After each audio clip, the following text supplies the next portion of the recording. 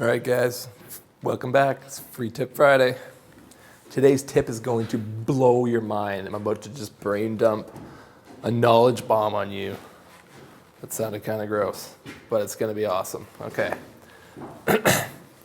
Today I'm going to address a problem that pretty much anybody who's tried to build something with a nail gun has experienced, and especially when putting on trim. You're coming up to the edge of a door or the edge of a cabinet or something and you want to nail your trim on. And that's what you want to happen. You want the nail to go in straight. But oftentimes, depending on the grain of the wood, boom, that nail blows out the side. And oftentimes hits your hand like I did just the other day. And then you got to deal with this stupid pin sticking out the side of your cabinet and the ugly mess that's just made. So, how do you know? How do you know when the pin's going to go in straight, when it's going to shoot out the side? A lot of times the wood you're putting in is painted and you don't know which way the grain's going and if the pin's going to catch the grain and shoot out the side. It's just like, it's a perplexing issue, okay? Well, I know the solution, okay? Here's the science behind why pins do this and how you can stop it. This is my theory anyways, which I'm pretty sure is correct. Well, obviously I'm the samurai.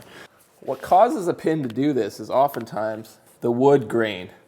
And in this situation, the wood's running horizontally, so the wood grain's not so much of an issue, but when you're running a piece like this, right, if the wood grain is going like this inside the board, the growth rings are on an angle that way. When this pin hits that and goes in between the growth ring, the pin wants to catch that growth ring and follow the direction of the grain. And so it blows out the side. And so oftentimes you can correct that just by angling your pin in a little bit. And that'll make sure that you go across those growth rings.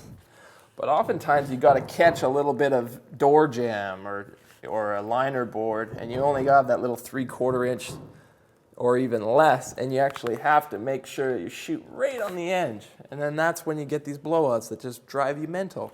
Well, the easy solution to fixing that is to go like this. Instead of holding your gun like that, hold your gun like that.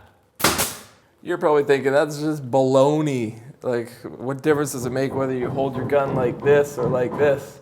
It's not gonna make any difference. Well, it is gonna make a difference, and let me show you why. Your pins,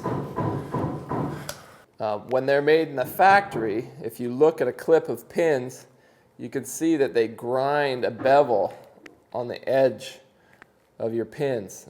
And so so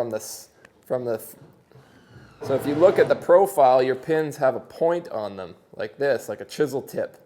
So when you shoot a pin in forwards, that chisel tip, if it hits a wood grain, it's going to want to steer the pin to the side. Whereas if you turn your gun, you're turning that chisel on the side. So if the pin is going to drift, it's going to drift up or down, not left or right. You see that? Did that just blow your mind? I hope so. It blew my mind when I figured it out. Actually, I didn't figure it out. This crazy Iranian carpenter I was working with showed it to me, and I was like, what? And he's just like, he didn't actually tell me the science behind it. And he was just like, you just turn your gun on the side. It doesn't do that. And I was like, what? How is that possible? And then I kind of, after looking at the pins for a while, I figured it out. So remember that next time you're coming up into a corner or the edge of a board and you really don't want that pin to blow out the side or into your finger, you just turn your gun 90 degrees like that, and your pin will shoot straight every time. So if that wasn't a tip for the ages, I don't know what is. But just in case you're like, I already knew that, got a bonus tip for you. What do you do about this? The pin's sticking out. Oh no, most guys with carpenters say, oh, that's easy. You take a pair of side cutters and you just clip it off, and then you use a nail punch to punch in the little piece that's sticking out. Wrong. That would be a novice approach.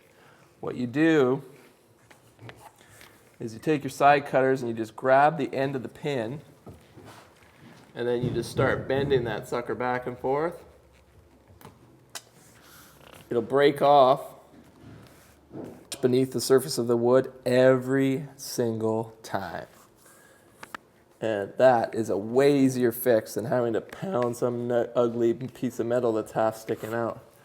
So if you ever have a pin head that's flush or doesn't go in all the way, as long as there's enough sticking out that you can grab that with your side cutters and just wiggle it back and forth, get your wiggle on, you'll snap that thing off clean, and that's an easy fill. That's an easy fix right there, okay?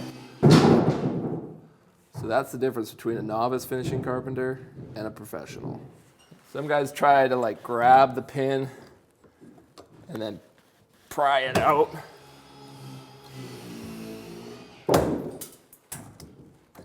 And that sometimes works, but it makes a bigger mess. It takes more time,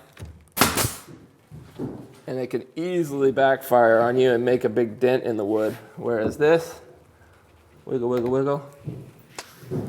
That's by far the fastest and easiest fix for any kind of nail heads that are protruding like that. For another cool video on how to pimp out your brad nailer so that it leaves really small, fine nail holes, just click this link up in the corner. Check that video out. And if you want to become a better carpenter every single week, you better make sure you're subscribed. Hit the like button. We'll see you next time. Samurai out.